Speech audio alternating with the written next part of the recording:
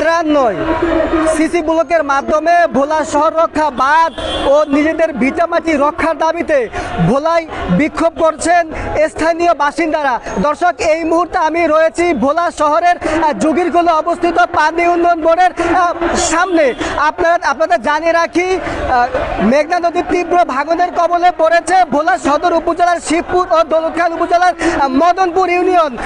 গত 2 বছর ধরে এ ভাঙনের তীব্রতা অব্যাহত থাকলেও এই স্থানীয় বাসিন্দাদের অভিযোগ ভোলা পানি উন্নয়ন বোর্ড থেকে আসলে ভাঙন রোধে কার্যকরী কোনো ব্যবস্থা গ্রহণ করছে না।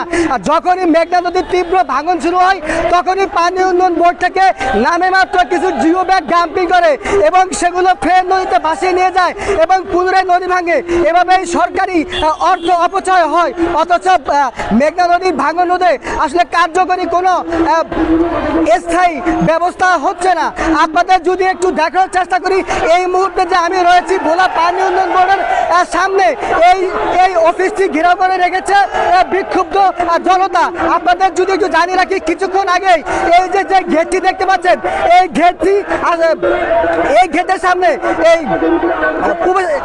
যদি আপনাদের জানিয়ে রাখি, এই যে বিক্ষুব্ধ জনতা রয়েছেন তারা এই যোগীরকুল চত্বরে অবস্থান নিয়ে এই সড়কটি গত আধা ঘন্টার বেশি সময় ধরে অবরুদ্ধ করে রেখেছেন। শুধুমাত্র অ্যাম্বুলেন্স ব্যতীত সকল ধরনের যানবাহন চলাচল কিন্তু বন্ধ রয়েছে। কিছুক্ষণ আগে আমরা দেখেছি এই বিক্ষুব্ধ জনতা এই পানি উন্নয়ন বোর্ডের অফিসের ভেতরে প্রবেশের চেষ্টা করেছেন এবং এইখানকার পুলিশের সাথে তাদের সাথে ধস্তাধস্তির একটি ঘটনা ঘটেছে এবং আমরা দেখেছি এই সাধারণ জনতা এবং বিক্ষুব্ধ জনতা তারা কিন্তু এই গেট ঠেলে, পুলিশকে ঠেলে তারা কিন্তু এই যে পানি উন্নয়ন বোর্ডের অফিসের মধ্যে তারা ঢুকেছেন এবং এই বিক্ষুব্ধ জনতার কয়েকজন প্রতিনিধি আমরা দেখেছি কিছুক্ষণ আগে এই ভোলা যে পানি উন্নয়ন বোর্ডের নির্বাহী প্রকৌশলী মোহাম্মদ জিয়াউদ্দিন আরিফ হাসান এবং ভোলা পানি উন্নয়ন বোর্ডের উপ তত্ত্বাবধায়ক প্রকৌশলী মোহাম্মদ হাসানুজ্জামান তাদের সাথে মিটিংয়ে বসেছেন। আপনারা যদি একটু দেখার চেষ্টা করি, ক্রমেই এইখানকার পরিস্থিতি উত্তপ্ত হয়ে উঠেছে এবং এই যে কোনো ধরনের অনাকাঙ্ক্ষিত পরিস্থিতি মোকাবেলার জন্য আমরা দেখেছি বিপুল সংখ্যক আইন শৃঙ্খলা বাহিনী এইখানে মোতায়েন রয়েছে।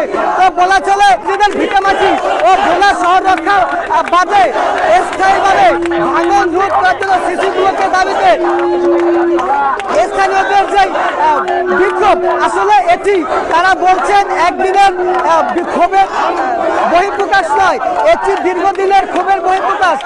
দীর্ঘদিন ধরে সিসি ব্লকের দাবি জানানো হলেও ভোলা পানি উন্নয়ন বোর্ড থেকে আসলে কার্যকর কোনো পদক্ষেপ গ্রহণ করেনি।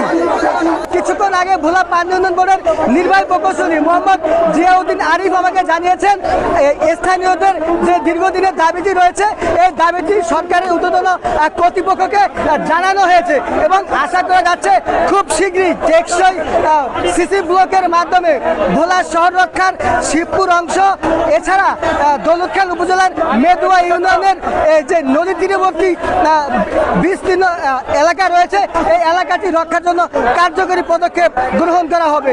তো এই ছিল আমার কাছে ভোলা থেকে সর্বশেষ। মোহাম্মদ খায়রুল ইসলাম, ঢাকা পোস্ট, ভোলা।